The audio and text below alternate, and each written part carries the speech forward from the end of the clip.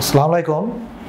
আমি ডাক্তার মোহাম্মদ মোসাদ্দেকুল আলম দোলন, হৃদরোগ বিভাগের সহযোগী অধ্যাপক হিসেবে ঢাকা ন্যাশনাল মেডিকেল কলেজ ও হাসপাতালে কাজ করছি এবং বৈকালিক চেম্বার হিসেবে পপুলার ডায়াগনস্টিক সেন্টার যাত্রাবাড়িতে চেম্বার করছি রেগুলার। আজকে আমি আপনাদের সামনে খুব কমন একটা টপিকস নিয়ে কিছু কথা বলবো, সেটা হচ্ছে রক্তচাপ। এবং এটা নিয়ে যে রোগীদের মধ্যে অনেক ধরনের গুজব আছে সেগুলো আমি একটু উত্তর দেওয়ার চেষ্টা করব। আসলে প্রথমে আমরা আসি, রক্তচাপ মানে কি। এটার ভিতরেই কথার অর্থ আছে যে রক্তের চাপ, তার মানে কি আমাদের রক্তনালীর মধ্যে দিয়ে যখন রক্তটা প্রবাহিত হয় তখন যে তার ওয়ালে যে চাপ দেয় সেটাই হচ্ছে রক্তচাপ। এখন এই জিনিসটা আমরা যখন ডাক্তার সাহেবরা যখন এটা পরিমাপ করি তখন আমরা এটাকে রোগীকে বলতে পারি যে আপনার রক্তচাপ কত আছে। এখন আমি একটা সুন্দর একটা রোগীদের প্রশ্ন দিয়ে আমি শুরু করব যে আমার চেম্বারে যখন রোগীরা এসে যখন বসে, আমি যখন রক্তচাপটা পরিমাপ করি তখন রোগীরা প্রায়শই একটা প্রশ্ন করে যে স্যার আমার কি প্রেশার আছে। তখন আমি হাসি দিয়ে বলি যে আসলে প্রেশার তো আছে। তখন রোগী তো চিন্তায় পড়ে যায় যে স্যার প্রেশার আছে মানে কি, তাহলে কি আমার ওষুধ খেতে হবে। তখন আমি আবার হেসে বলি যে কোনো রোগী যখন দেখি যে না প্রেশার আসলে নর্মাল, তখন আমি বলি যে শোনেন, প্রেশার সব মানুষেরই আছে, রক্তচাপ সবারই আছে, যখন মানুষটা জীবিত থাকে তার রক্তচাপ আছে। আর এখন রক্তচাপের মেন আমাদের চিন্তার বিষয় কোনটা, যে এটা কি উচ্চ রক্তচাপ কিনা, হাই প্রেশার কিনা, যেটাকে মেডিকেলের ভাষায় কি বলে হাইপার টেনশন। তা এই হাইপার টেনশন আসছে কিনা এটা হচ্ছে মূল চিন্তার বিষয়।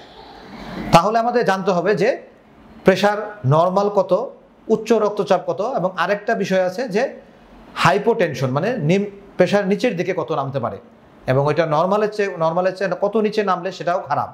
তাহলে আমাদের তিনটা বিষয় মাথায় রাখতে হবে। প্রথম আমরা আসি তাহলে আমাদের নর্মাল প্রেশার আসলে কত। এটা একটা মজার বিষয় আছে যে রোগীরা সবসময় শুনতে চায় কি রোগীদের প্রেশার 120/80 কিনা, উপরের প্রেশার 120, নিচের প্রেশার 80। আসলে আমাদের শরীরে যখন আমরা জীবিত আছি কোনো কিছু নির্দিষ্ট একটা ফিক্সড কোনো কিছু না, সব কিছু আমরা একটা রেঞ্জের মধ্যে আমরা এটাই নর্মাল হিসাবে গণ্য করি।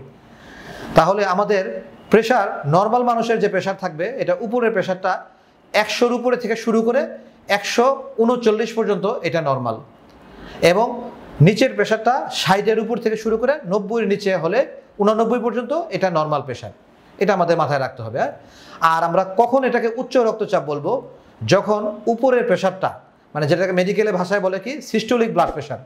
তো এই সিস্টোলিক ব্লাড প্রেশারটা যখন 140 অথবা এর অধিক হয়ে যাবে, আবার নিচের যে প্রেশারটা যেটাকে মেডিকেলের ভাষায় বলে ডায়াস্টোলিক ব্লাড প্রেশার, এটা যখন 90 অথবা তার অধিক হবে তখন আমরা, এবং এটা যদি আমরা 2-3 বার রেকর্ড করার পরে রোগীকে পর্যাপ্ত রেস্ট দেওয়ার পরে যদি আমরা প্রেশার এটা বেশি পাই তখন এটাকে আমরা বলি উচ্চ রক্তচাপ অথবা হাই প্রেশার। তো আরেকটা বিষয় আমাদের মাথায় রাখতে হবে, অনেক রোগী এসে বলে যে স্যার আমার তো প্রেশার সবসময় কম থাকে। তো এটা কিন্তু আসলেও কিছু কিছু রোগীর ক্ষেত্রে দেখা যায়।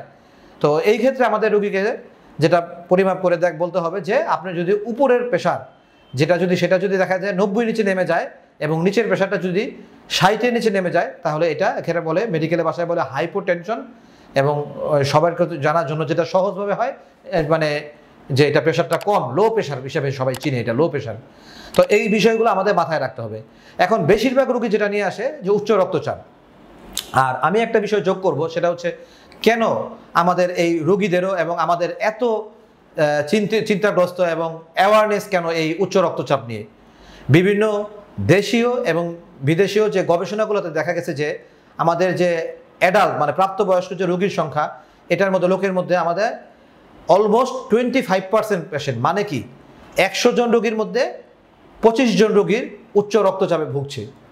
এখন আরও একটা অ্যালার্মিং বিষয় হচ্ছে কি, চিন্তার বিষয় হচ্ছে কি, এই যে 100 জনের মধ্যে 25 জন উচ্চ রক্তচাপে ভুগছে, এদের মধ্যে আবার 1/3, তার মানে কি যে এই যে 25 জন রোগী যে ভুগছে এর মধ্যে মানে 8 জন রোগী মাত্র আমাদের কাছে আসতেছে। এটার কারণ কি? এটার কারণ হচ্ছে যে বেশিরভাগ ক্ষেত্রে এটাকে বলে কি সাইলেন্ট কিলার, মানে রক্তচাপ অনেক নিয়ে এসে ঘুরতেছে কিন্তু তার মধ্যে কোনো লক্ষণ নাই, সেজন্য সে ডাক্তারের চেম্বারে বা হাসপাতালে আসছে না। এটা আসলে আমাদের রোগীদের দোষ না, এটা হচ্ছে কি যে যেহেতু সাইলেন্ট কিলার এটা রোগীরা ওইভাবে বুঝেও না, রোগীরা এই জন্য আসেও না। কিন্তু সবচেয়ে চিন্তার বিষয় হচ্ছে কি যে অনেক ইয়াং পপুলেশনের মধ্যে এই রক্তচাপ নিয়ে ঘুরতেছে এবং সাইলেন্ট কিলার থাকাতে সে এমন সময় এমন সব পরিস্থিতি নিয়ে হাজির হচ্ছে চেম্বারে যে নাক দিয়ে রক্ত বের হয়ে গেছে, অথবা কাউকে আমরা দেখি যে স্ট্রোক নিয়ে মানে শরীরের এক পাশ, এক হাত এক পা অথবা হাত পা দুইটাই অবশ নিয়ে আমাদের চেম্বারে হাজির হচ্ছে। তো আমার মেসেজ হচ্ছে কি যে আমরা নিয়মিত প্রেশার পরিমাপ করি এবং বছরে যাদের প্রেশার নাই নর্মাল আছে তারাও যেন বছরে একবার করে রেজিস্টার চিকিৎসক সবচেয়ে ভালো হয় কার্ডিওলজিস্টের শরণাপন্ন হয়ে প্রেশার পরিমাপ করা সঠিক নিয়মে।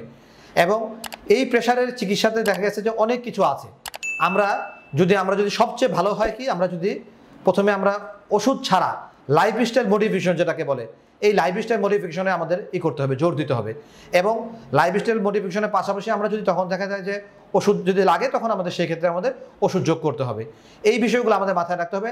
আরেকটা মজার বিষয় আমি বলবো, সেটা হচ্ছে যে অনেক রুগীরা এসে বলে যে স্যার আমার প্রেশারটা বাসায় মাপছিলাম যে 200/120 এরকম হয়ে গেছে, বা 230-40 এরকম হয়ে গেছে উপরে প্রেশার, যে আমি 1 বোল তেঁতুল খেয়ে আসছি।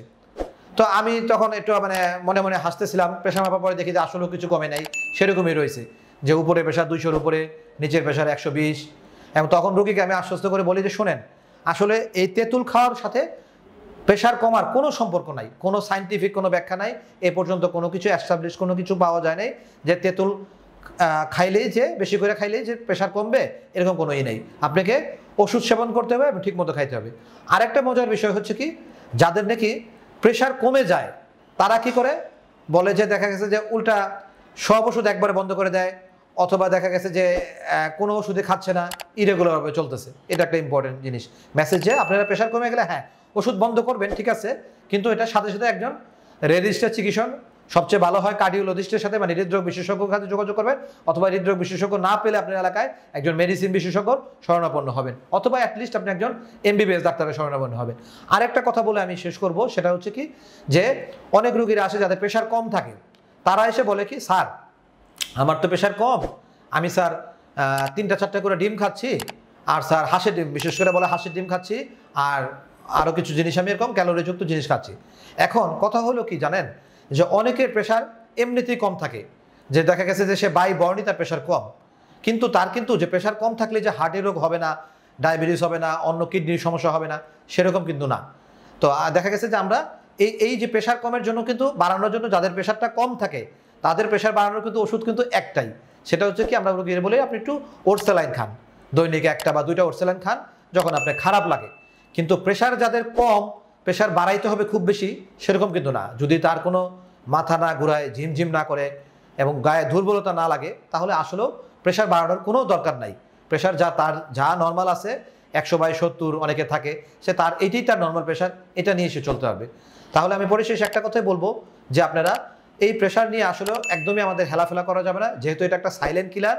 এটা নিয়ে আমাদের রেগুলার প্রেশার যাদের আছে তাদের তো একটা নির্দিষ্ট চেকআপে থাকতেই হবে। ইভেন যাদের প্রেশার নাই তারাও অ্যাটলিস্ট একটা রেজিস্টার চিকিৎসকের কাছে গিয়ে বছরে একবার করে প্রেশার মাপতে যাবেন।